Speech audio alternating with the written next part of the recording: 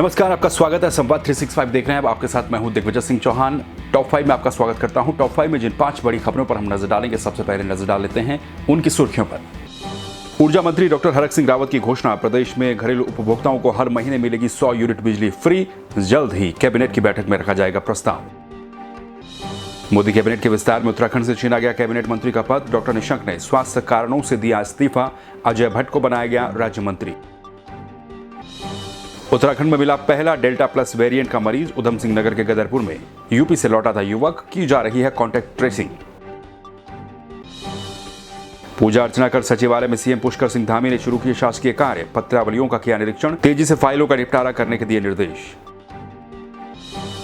मुख्यमंत्री बनने के बाद पहली बार हरिद्वार पहुंचे सीएम पुष्कर सिंह धामी। कार्यकर्ताओं ने किया जोरदार स्वागत। हर की पैड़ी पर की पूजा अर्चना। स्वामी रामदेव से भी मिले।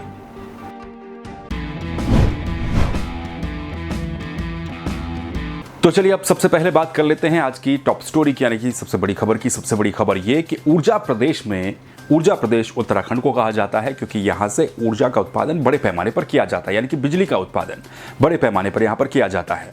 लगातार एक लंबे समय से बिजली को लेकर लोगों की मांगें रही हैं। अब इस चुनावी साल में लोगों को, बिजली उपभोक्ताओं को सरकार की तरफ से तोहफा मिलने जा रहा है। ऊर्जा विभाग के अधिकारियों के साथ बैठक के बाद ऊर्जा मंत्री, जो नए ऊर्जा मंत्री उत्तराखंड के बने हैं, डॉक्टर हरक सिंह रावत, उन्होंने ये घोषणा की है कि अब जो घरेलू उपभोक्ता हैं उनको 100 यूनिट बिजली प्रदेश में फ्री दी जाएगी। इसके संबंध में अब जल्द ही प्रस्ताव को कैबिनेट में लाया जाएगा और उसके बाद इसको वहां से पास करवाने की कोशिश की जाएगी। यानी कि प्रदेशवासियों के इस चुनावी साल में एक फ्री बिजली के रूप में एक तोहफा देने की कोशिश सरकार की तरफ से की जा रही है। बुधवार को अधिकारियों के साथ समीक्षा बैठक की गई। इसके बाद डॉक्टर हरक सिंह रावत, जो कि प्रदेश के ऊर्जा मंत्री बने हैं, उन्होंने कहा कि 100 यूनिट बिजली प्रदेश में फ्री लोगों को दी जाएगी और जो 200 यूनिट तक का बिल जिनका होगा, 100 से 200 यूनिट तक की बिजली, उनको 50% तक की छूट दी जाएगी। हरक सिंह रावत ने यह भी कहा कि प्रदेश में जो बिजली उपभोक्ता हैं उनमें से करीब आधे उपभोक्ता ऐसे हैं जिनकी 100 यूनिट बिजली या फिर ज़्यादा से ज़्यादा 200 यूनिट बिजली भी हर महीने खर्च नहीं हो पाती है। ऐसे में वो लोग इससे सीधे सीधे लाभान्वित होंगे, उनको इससे डायरेक्ट लाभ पहुंचेगा। उन्होंने ये भी कहा कि दूरस्थ पहाड़ों में, उत्तराखंड के पहाड़ी इलाकों में कई परिवार ऐसे हैं जिनके पास एक एक 2-2 कमरे हैं और वो वहां पर 100 यूनिट बिजली भी खर्च नहीं करते हैं। लिहाजा उनको भी इससे एक बड़ा फायदा मिलेगा। जब 100 यूनिट बिजली तक सरकार फ्री दे देगी, उसका बिल माफ कर देगी। इसके अलावा डेयरी, हॉर्टिकल्चर, एग्रीकल्चर सेक्टर के कमर्शियल जो उपभोक्ता हैं उनको घरेलू श्रेणी में लाया जाएगा। ये प्रस्ताव भी बनाया जाएगा। डॉक्टर हरक सिंह रावत ने विभाग के अधिकारियों के साथ बैठक ली और बैठक के बाद जल्द ही इस घोषणा का एक प्रस्ताव बनाने को उनको कहा गया है। इसके बाद जो कैबिनेट की बैठक होगी, उस बैठक में इस प्रस्ताव को लाया जाएगा। इस बैठक में ऊर्जा सचिव राधिका झा के अलावा यूपीसीएल और पिटकुल के एमडी नीरज खेरवाल और अन्य अधिकारी भी मौजूद रहे। तो ये प्रस्ताव है 200 यूनिट बिजली प्रतिमाह जो खर्च करते हैं। हरक सिंह रावत ने यह बताया है कि प्रदेश में करीब 13 लाख उपभोक्ता ऐसे हैं जो कि 100 से और 200 यूनिट बिजली प्रतिमाह खर्च करने के दायरे में आते हैं। अब जिनका बिल हर महीने के हिसाब से 100 यूनिट का खर्च होता था, उन्हें पूरी बिजली अब फ्री दी जाएगी, यानी कि 100 यूनिट तक बिजली फ्री कर दी जाएगी। 101 यूनिट से और 200 यूनिट प्रतिमाह होने पर आधी बिजली का रेट उनको देना पड़ेगा, यानी कि 100 यूनिट बिजली का ही उनको बिल भरना पड़ेगा, उसमें आधी छूट मिलेगी। तो ये एक बड़ी घोषणा प्रदेश के नए ऊर्जा मंत्री की तरफ से की गई है और ये कहा गया है कि इसका जल्द ही विभाग की तरफ से प्रस्ताव बनाया जाएगा और प्रस्ताव बना करके कैबिनेट की बैठक में इसको लाया जाएगा। आपको सुनाते हैं हरक सिंह रावत इस समीक्षा के बाद क्या कहा इस घोषणा में। आज हमने समीक्षा में अपने अधिकारियों को से अनुरोध किया है कि ये प्रस्ताव तत्काल मंत्रिमंडल के लिए प्रस्तुत करें कि हम 100 यूनिट तक, हमने आज समीक्षा की है, लगभग इसमें अगर 100 यूनिट तक हम इसमें लगभग 8 लाख 7 लाख से लेकर 8 लाख उपभोक्ता प्रदेश के, मतलब आधी आबादी, मतलब लगभग आधे से थोड़ा सा कम आबादी, इससे उसको लाभ मिलेगा। हम 100 यूनिट तक निःशुल्क बिजली देने का प्रस्ताव मंत्रिमंडल के लिए प्रस्तुत करने जा रहे हैं कि 100 यूनिट तक हम निःशुल्क बिजली प्रदेश के उपभोक्ताओं को देंगे। 100 यूनिट से लेकर 200 यूनिट तक हम 50% सब्सिडी का प्रस्ताव प्रस्तुत करने जा रहे हैं। और मैं सोचता हूँ इससे लगभग प्रदेश के जो गरीब जनता है, विशेष करके ग्रामीण क्षेत्र में रहने वाले लोग, जिनके पास एक कमरा, 2 कमरा है, एक पंखा, 2 पंखा चलाते हैं। मतलब मैं सोचता हूँ कि अधिकांश जनता को इससे लाभ मिलेगा।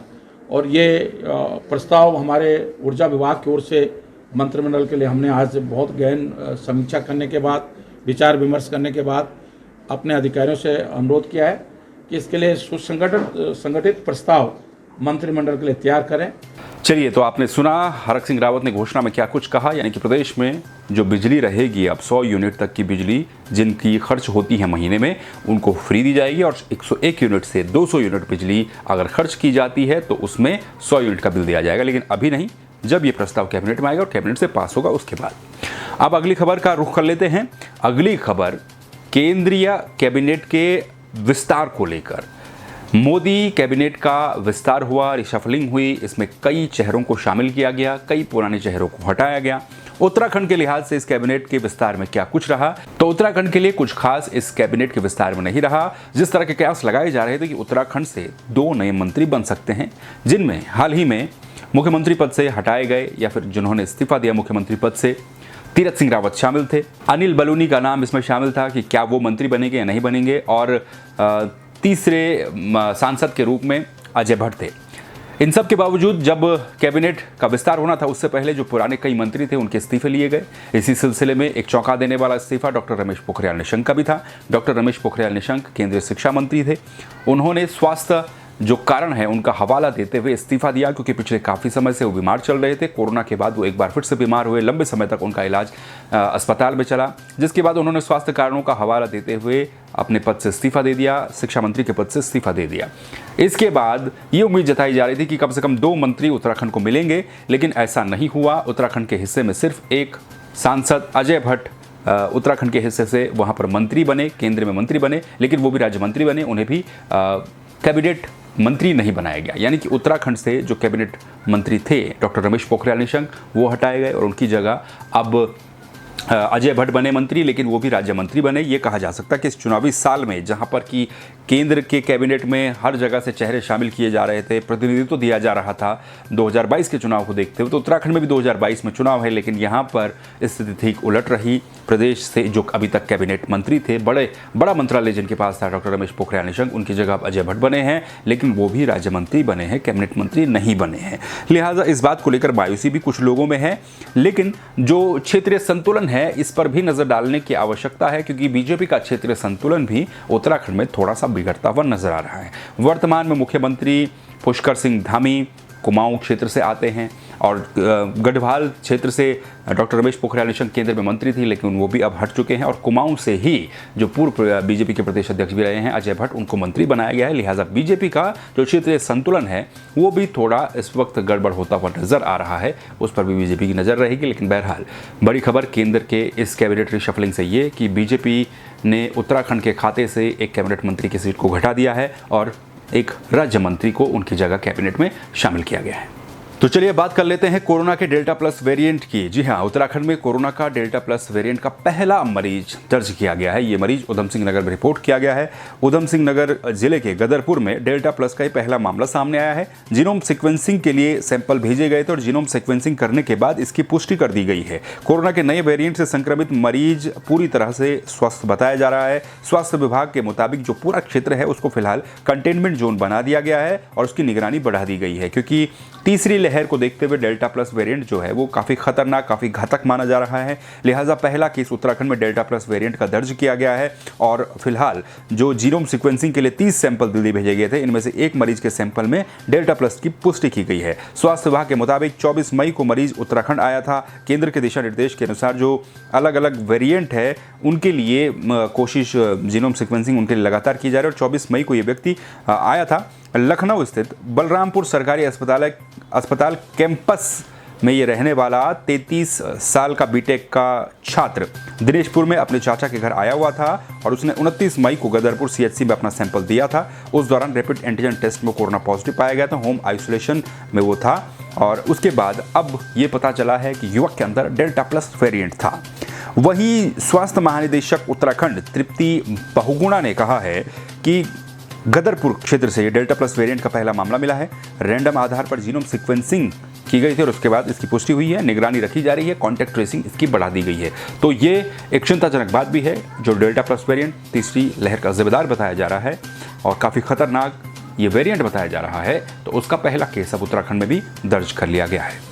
तो चलिए बात कर लेते हैं उत्तराखंड के नए मुख्यमंत्री पुष्कर सिंह धामी की। पुष्कर सिंह धामी ने सचिवालय में शासकीय कामकाज को संभालना शुरू कर दिया है। सचिवालय वो कल पहुंचे। सचिवालय पहुंचने से पहले, कामकाज संभालने से पहले उन्होंने वहां पर पूजा अर्चना की, विधि विधान के साथ हवन यज्ञ किया गया और उसके बाद वो मुख्यमंत्री की कुर्सी पर वहां पर बैठे और उसके बाद शासकीय कार्यों की शुरुआत उन्होंने कर दी। इसके अलावा पुष्कर सिंह धामी ने बुधवार को ही, जिस दिन उन्होंने पूजा अर्चना सचिवालय में की, तो अचानक ही वो सचिवालय के सभी अनुभागों में पहुंचे, अलग अलग अनुभागों में पहुंचे और वहां पर जाकर के उन्होंने पत्रावलियां जो हैं उनका निरीक्षण करना शुरू कर दिया। फाइलों को उन्होंने वहां पर देखा, अलग अलग विभागों में जाकर के, और अधिकारियों को उन्होंने वहां पर निर्देश दिए कि जो जमावड़ा सचिवालय में फाइलों का लगा रहता है, ये जमावड़ा फाइलों का ना लगा रहे। जितनी जल्दी हो सके पत्रावलियों का निस्तारण किया जाए, जितनी जल्दी हो सके फाइलों का काम खत्म किया जाए, समयबद्ध तरीके से और प्रभावी तरीके से इसका काम पूरा होना चाहिए, ताकि लोगों को सचिवालय के चक्कर बार बार ना काटने पड़े।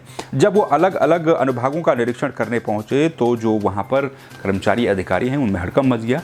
कामकाज संभालने के बाद से ही तुरंत पुष्कर सिंह धामी एक्शन में दिखे और हर विभाग में जाकर के उन्होंने फाइलों का निरीक्षण किया, देखा कि किस तरह से फाइलें वहाँ पर रुकी पड़ी हैं, अटकी पड़ी हैं। क्योंकि आमतौर पर लोगों के तमाम तरह के काम होते हैं, योजनाओं के तमाम तरह के काम होते हैं, जिनकी फाइलें सचिवालय में अटकी रहती है, लंबे लंबे समय तक उन पर कुछ नहीं होता है। उनको मुख्यमंत्री ने देखा और अधिकारियों को ये कड़े दिशा निर्देश दिए कि किसी भी तरह की लापरवाही ना बरती जाए, जो फाइलें हैं उनका जल्द से जल्द निस्तारण किया जाए।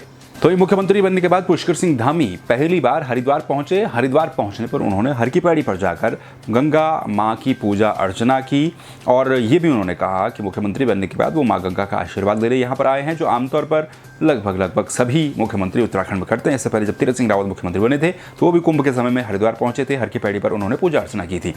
हर की पैड़ी जब मुख्यमंत्री पहुंचे तो उससे पहले भानियावाला, छिंदवाड़ा, रायवाला, भूपतवाला में बड़ी संख्या में जो बीजेपी के कार्यकर्ता थे और हरिद्वार में भी खुद बीजेपी के कार्यकर्ता थे, उन्होंने मुख्यमंत्री का वहां पर जोरदार स्वागत किया। हरिद्वार में जाकर के बीजेपी कार्यालय में भी वो गए, वहां पर उन्होंने बीजेपी कार्यकर्ताओं से भेंट की, उनसे मुलाकात की और उनको कहा कि वो लगातार इसी तरह से कार्यकर्ताओं से मिलते रहेंगे और सभी लोगों का उन्होंने धन्यवाद भी दिया। हर की पैड़ी पर पूजा अर्चना करने के बाद मुख्यमंत्री पुष्कर सिंह धामी कई साधु संत जो हरिद्वार में हैं उनसे मुलाकात करने भी पहुंचे। उनके साथ कई विधायक भी मौजूद रहे, जो हरिद्वार क्षेत्र से आने वाले विधायक तमाम वो मौजूद रहे। विधानसभा के अध्यक्ष प्रेमचंद अग्रवाल मौजूद रहे, डॉक्टर धन सिंह रावत, रेखा आर्य मंत्री वो मौजूद रही उनके साथ। और इसके अलावा पुष्कर सिंह धामी ने कनखल में जाकर के स्वामी रामदेव और बालकृष्ण से भी उन्होंने मुलाकात की, उनका आशीर्वाद लिया। उन्होंने कहा कि पतंजलि का योगदान देश और प्रदेश दोनों के विकास में बराबर रूप से रहा है और आगे भी ठीक हम इसी तरह से साथ मिल करके प्रदेश का विकास करेंगे। इसके अलावा वो दक्षिण काली मंदिर में जाकर उन्होंने पूजा अर्चना की, वहाँ के महामंडलेश्वर स्वामी कैलाशानंद ब्रह्मचारी से मिले और अन्य साधु संतों से भी मुख्यमंत्री मिले। यानी कि मुख्यमंत्री बनने के बाद पहली बार हरिद्वार पहुंचे। हरिद्वार पहुंच करके हर की पैड़ी पर पूजा अर्चना की। तमाम जो साधु संत हरिद्वार के हैं, बड़े साधु संत, उनमें स्वामी रामदेव भी शामिल हैं, उनसे भी उन्होंने मुलाकात की, उनका आशीर्वाद दिया और बीजेपी कार्यकर्ताओं से भी वो मिले। जोरदार स्वागत मुख्यमंत्री, नए मुख्यमंत्री, युवा मुख्यमंत्री का वहाँ पर किया गया। कार्यकर्ताओं के अंदर खासा उत्साह भी देखने को मिला। तो ये मुख्यमंत्री का दौरा था मुख्यमंत्री बनने के बाद। ये थे टॉप 5 खबरें। इन खबरों को लेकर आप क्या सोचते हैं, अपनी राय आप कमेंट कर सकते हैं और इसी तरह की खबरों को देखने के लिए संवाद 365 को यूट्यूब पर सब्सक्राइब कर दीजिए, बेल आइकन भी दबाइए ताकि नोटिफिकेशन आपसे मिस ना हो। फेसबुक पर देख रहे हैं तो वीडियो को शेयर कीजिए, दूसरों को भी दिखाइए और लाइक भी कीजिए पेज को। फिर मिलेंगे नई खबरों के साथ, तब तक के लिए नमस्कार।